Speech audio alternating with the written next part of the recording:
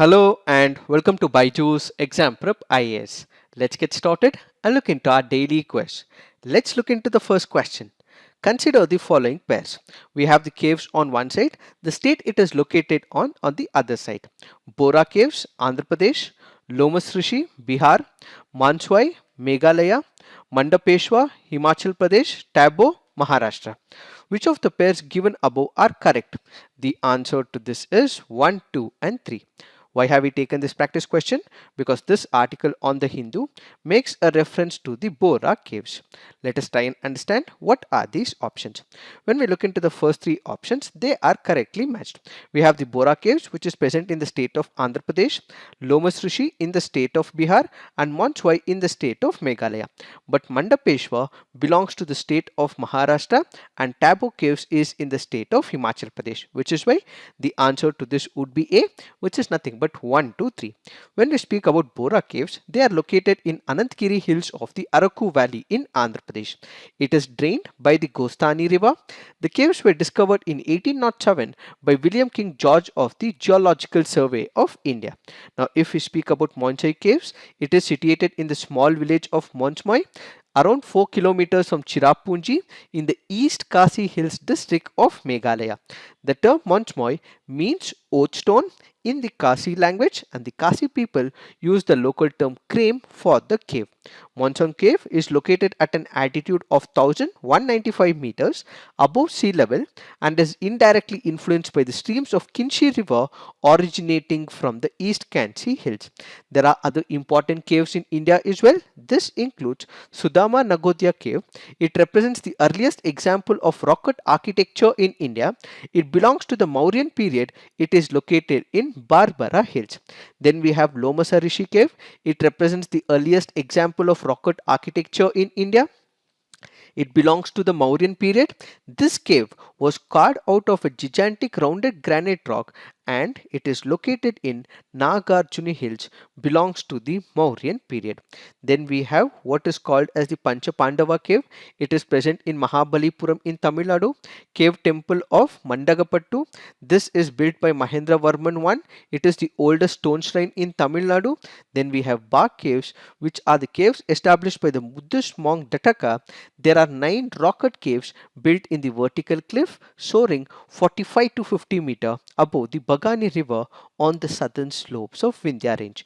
Then we have Mandapeshwa caves. It is located on the banks of Dahiswar River in Borivali, 8th century rocket shrine dedicated to Shiva, and this is the only Brahmanical cave to be transformed into Christian cave.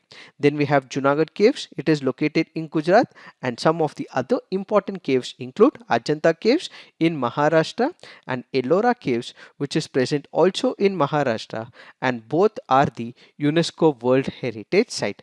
These are some of the important caves which can be possibly asked in your preliminary examination.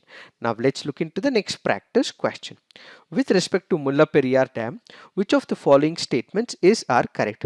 It is a masonry gravity dam on the Periyar River. It is located in Kerala but is operated by the government of Tamil Nadu. Which of the statements are correct? The answer to this is both. Why have we taken this practice question? Because this article on the Hindu makes a reference to the Mullaperiyar Dam.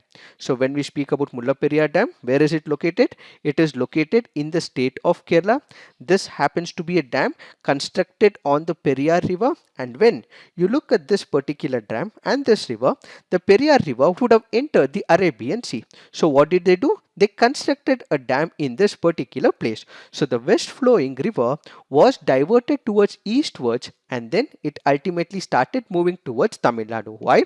That is because couple of places like the Madurai or you speak about Theni, Shivaganga, Ramnath districts did not have much of water. So they constructed this dam and they diverted the water so that some areas of Tamil Nadu gets the water. However, there is a clash between Tamil Nadu as well as the Kerala government.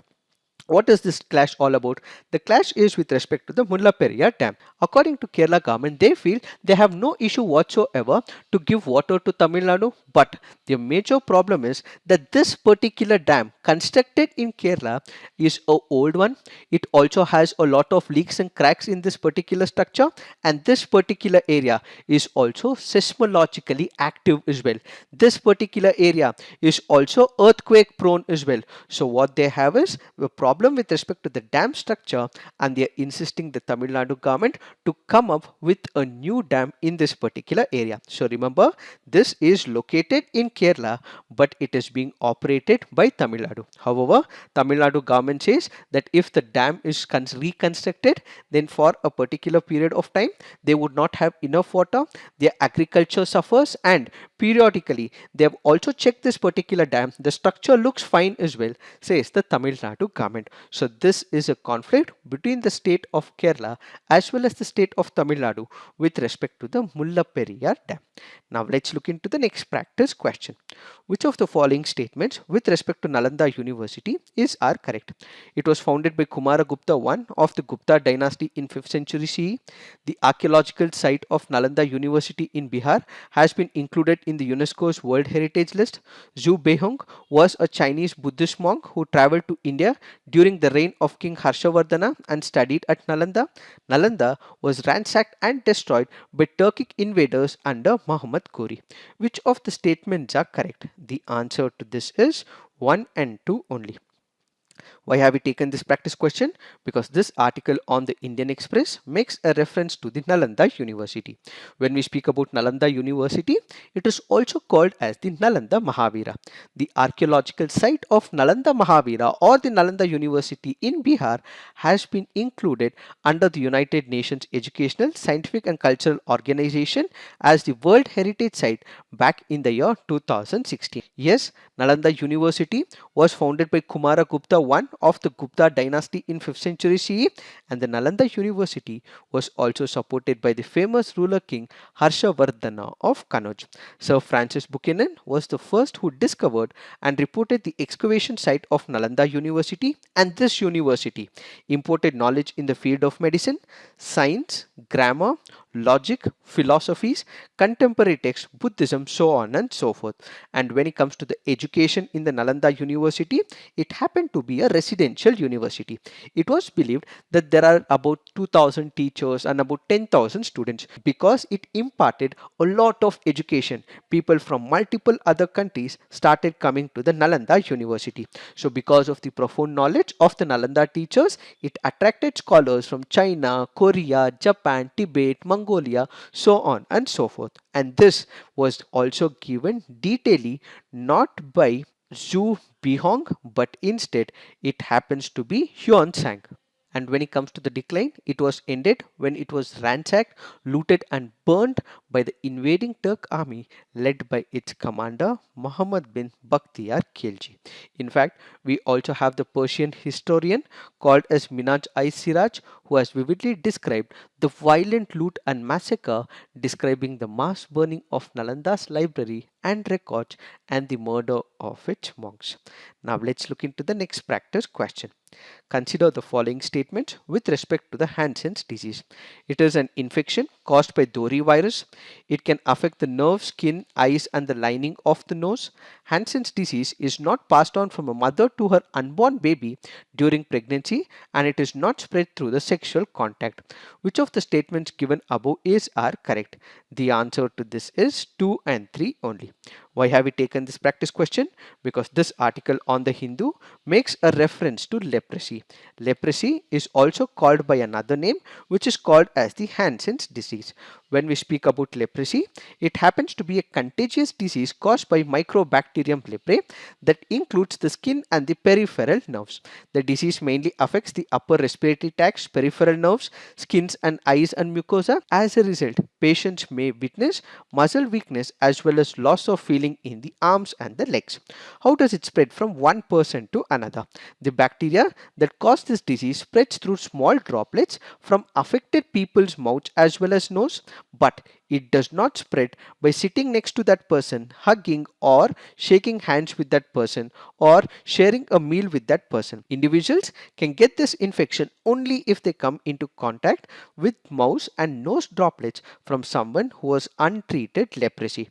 Additionally, leprosy cannot transfer to unborn child from the pregnant woman, making it non-hereditary. It is also not circulated through the sexual contact. So if we look into these options, it is an infection caused by virus. No, this is not. It is caused by the bacterium. Yes, it does affect the nerve, skin and eyes, and Hansen's disease is not passed on from the mother to an unborn child. Since the second and the third statement are right, the answer to this would be B, which is nothing but 2 and 3 only.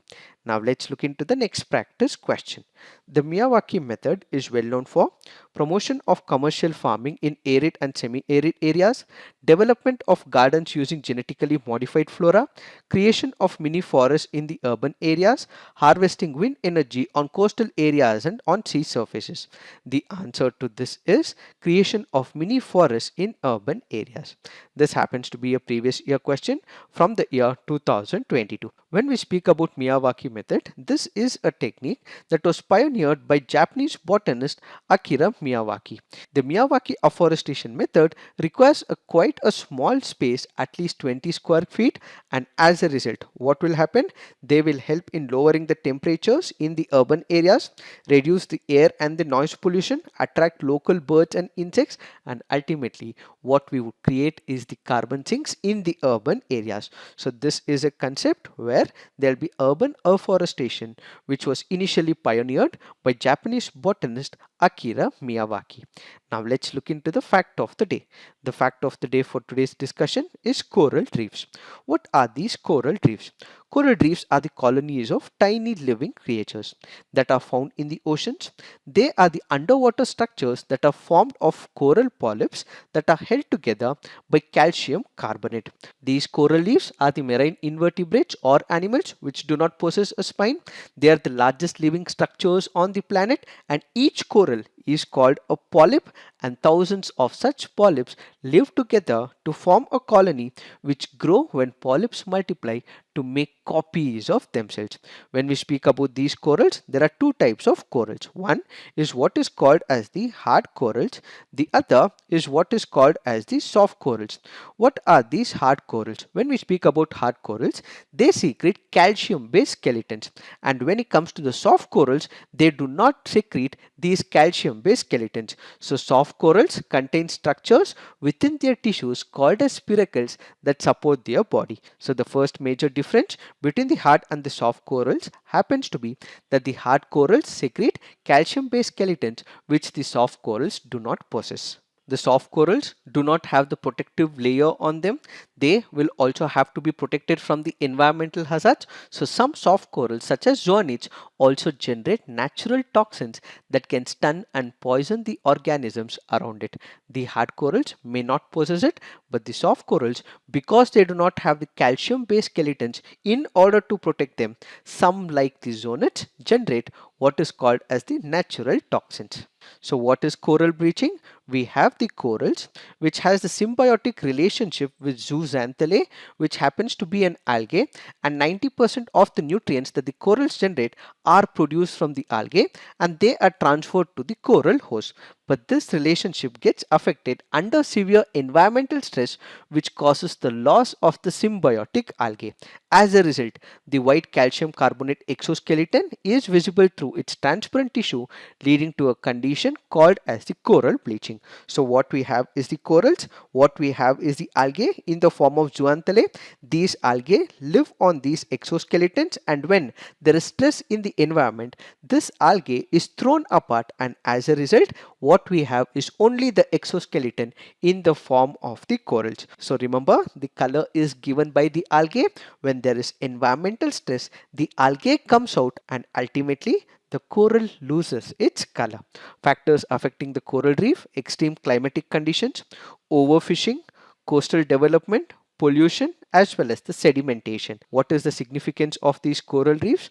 They protect the coastlines from the damaging effects of wave action and tropical storms. They provide habitats and shelter for many marine organisms. They are the source of nitrogen and other essential nutrients for marine food chains. They assist in carbon and nitrogen fixing. They help with nutrient recycling.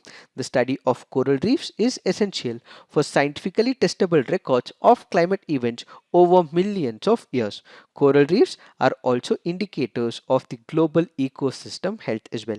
This article further makes a mention of the Australia's Great Barrier Reef. This happens to be the world's largest reef, stretching across 2,300 kilometers and having nearly 3,000 individual reefs. It hosts 400 different types of coral, gives shelter to 1,500 species of fish and 4,000 types of mollusks. And these coral reefs support over 25% of the marine diversity, even as they take up only 1% of the seafloor. The marine life supported by these reefs further fuels global fishing industry.